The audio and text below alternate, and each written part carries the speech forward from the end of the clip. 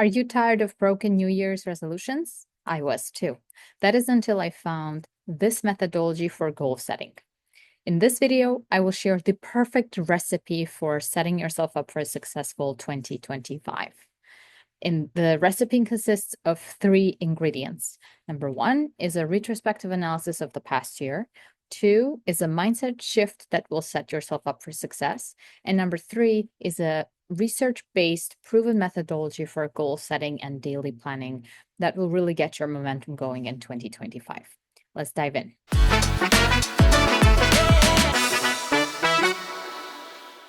Start with a quick disclaimer. This methodology takes a holistic approach to goal setting, and it enables you to start designing a lifestyle of balancing yourself from within, prioritizing your inner health, inner well-being, and also external achievements. And I wanted to start with this quote from Goethe or Goethe, whatever, you get the gist. Whatever you can do or dream you can, begin it.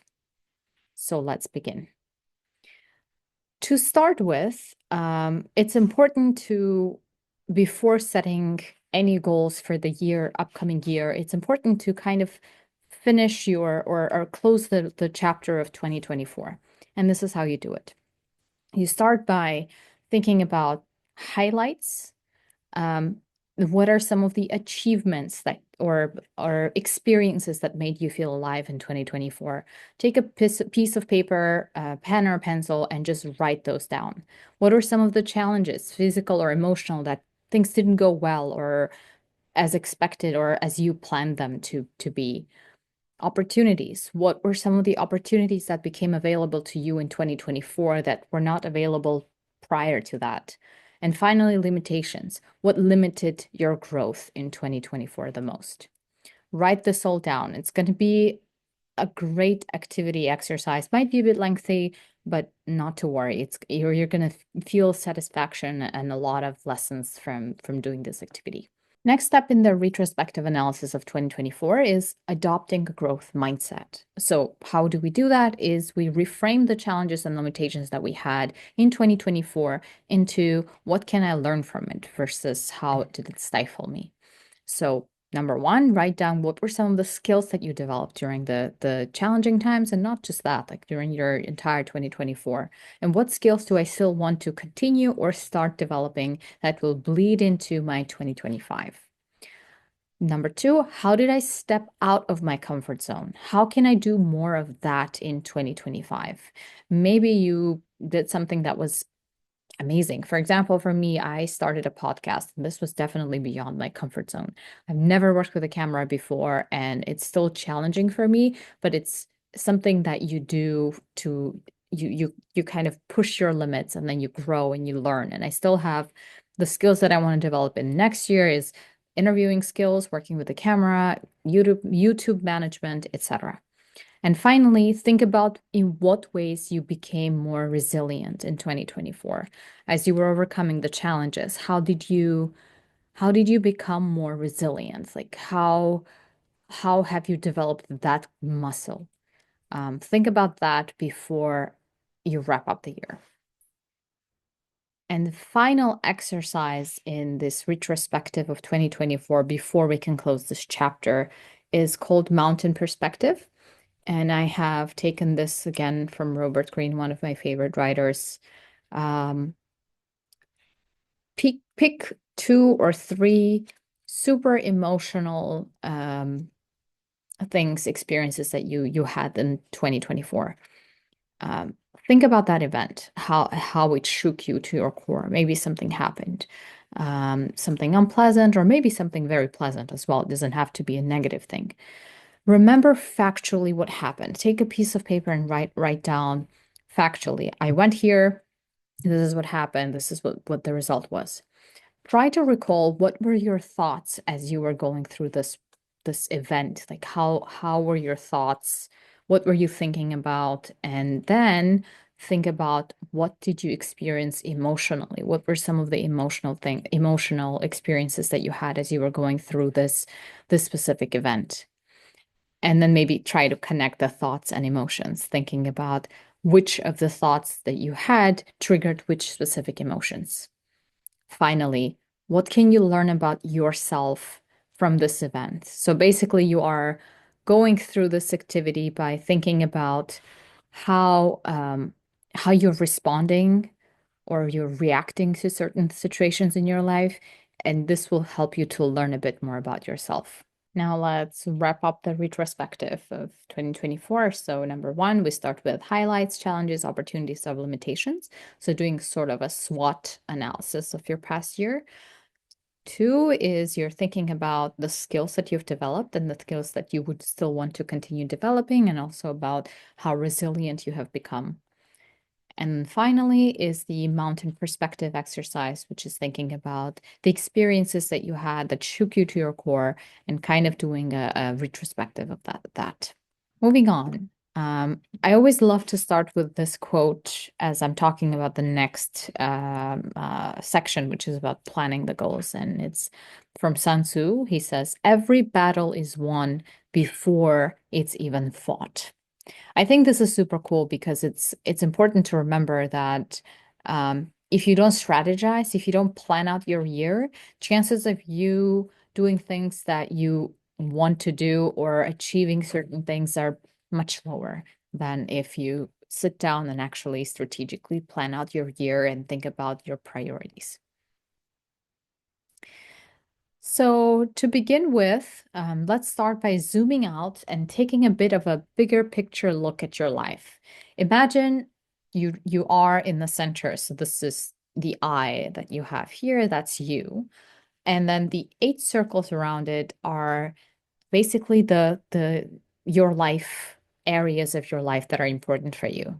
So I usually say 8 or 7 circles, but that can depend on how many priorities areas of your life you would like to include and look at as you're planning your year. So one is, let's say, family and friends, material goals, health, leisure. Okay, I'm bad at this. Spiritual goals, creative goals. Think about all the 8 areas of your life. Now, as we have identified the 8 areas, for each of the category, you need to think about and identify and answer these 3 questions. One, what feels bad or hurts? So start by acknowledging what's not working in one of your areas of your life. For example, if you are trying to manage your finances better, one of the things you could do is build an emergency fund, let's say, right? So that's you are thinking about what really hurts. Let's say something happened and you didn't have cash at hand, so you were trying to find money for whatever reasons, right? So now you've decided that that's really something you want to improve in 2025. So an incremental change. So that's one. And this is what I like to call taking the nail out of your head type of thing before you move on to anything else. Number two is what are you hungry for? What are some improvements that you could make that you could do that would make a big difference in your life? Think about things that you're craving for, whether it's health, better health, or stronger relationships, or certain career growth. What are you really hungry for as you're thinking about these 8 areas of your life? And number three is what are your big ambitious dreams? In this case, don't hold back. Write down the crazy, impractical, pie in the sky goals because even the most ambitious dreams start with the first step. Okay, so summing up, we have this 8 areas of life that we have highlighted that are important for us. And then for each of the area, we start by identifying, responding to these 3 questions and writing down goals essentially for each of the area. So we end up with a pretty hefty long list of things. So for each of the area of our life, let's say health, fitness, we have a number of goals that we have identified, big, small. So now it's time to structure and refine the goals that you have identified for yourself.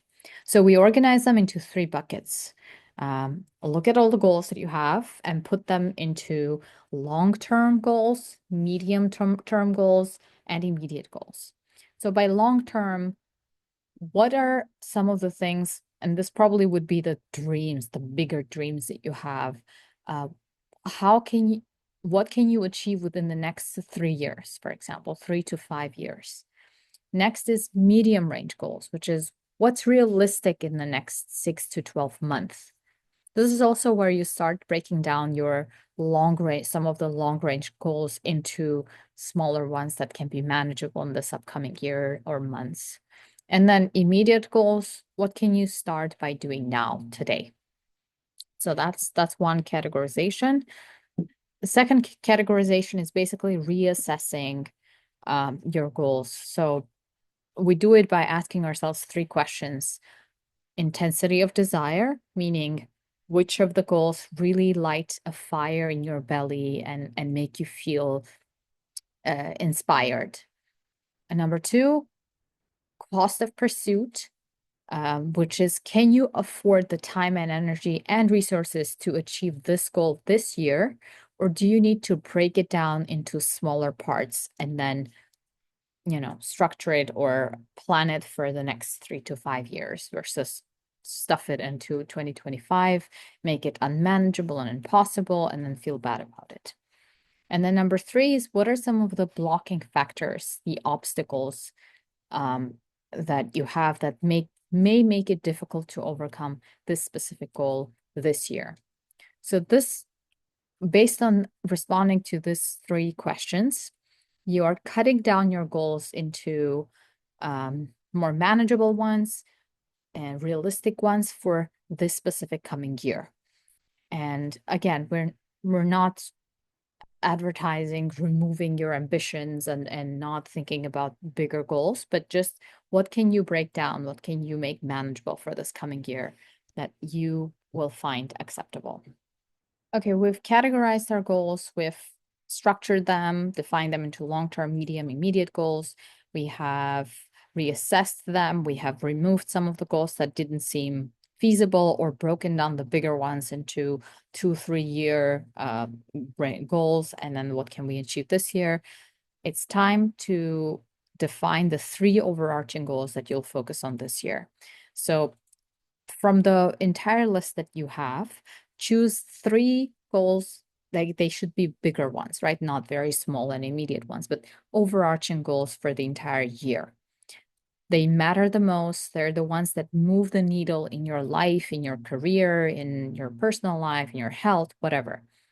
And the beauty of the system is that you're not abandoning the other goals. You'll still work on the smaller incremental improvements in all the areas, all the 8 areas or whatever number you have chosen, areas of your life. But by prioritizing the 3 key goals, you're giving yourself the clarity and focus and the direction for the year to come, while also keeping in mind what's important in different areas of your life. Generally, next step is to organize these goals into quarterly and monthly goals. And to help you out, we are launching a planner that has a built-in system to facilitate the goal setting process for you. And the good news is that you can sign up for the waiting list and get access to the first version of the planner with a huge discount on it, and will come out in January. So the wait list is in the description box. So you have successfully done the retrospective analysis of 2024. You've strategized, you have planned, you have created goals for each of the 8 areas of your life, or more areas as you've identified. You have selected the 3 overarching goals for 2025. But what's missing is for this perfect recipe for a successful 2025 is the mindset that you need to adopt going into this new year. And I will start by quoting from Bhagavad Gita, which is, the fruit of labor is secondary to the learning and self-realization gained through sincere effort. And this really summarizes the mindset that I'm about to share with you. The most important thing is to adapt and practice a mindset that will allow you to live a happy and fulfilling life while you're crushing your goals and manifesting your dreams. This mindset is detachment from the fruit of your actions and full commitment to the process and the action. And I've taken some of this from sports performance research and goal setting that I've done some research on, and it talks about the fact that performing one's tasks to the best of your ability without being attached to success or failure, A, reduces anxiety and fosters peace of mind. It fosters playfulness and creativity and increases the chances of your success. So what it means is while you still it's important to set goals and think about the planning and all of that, it's also important to enjoy the process as you are working towards the achieving the goal. If you're not enjoying, let's say if you're a pianist and you're not enjoying playing the piano, but the most important thing is for you to win the competition, then ultimately if you lose, then you've lost and your goal was only just to win this competition, then you've lost days and maybe even months of your life practicing and it all goes in vain. Whereas if you're focusing more on developing the skill and also enjoying the process of creation itself, then even if you lose at the end of the day, you have still gained certain things. And the chances actually of you winning in that scenario are higher because you're more creative, your juices are flowing.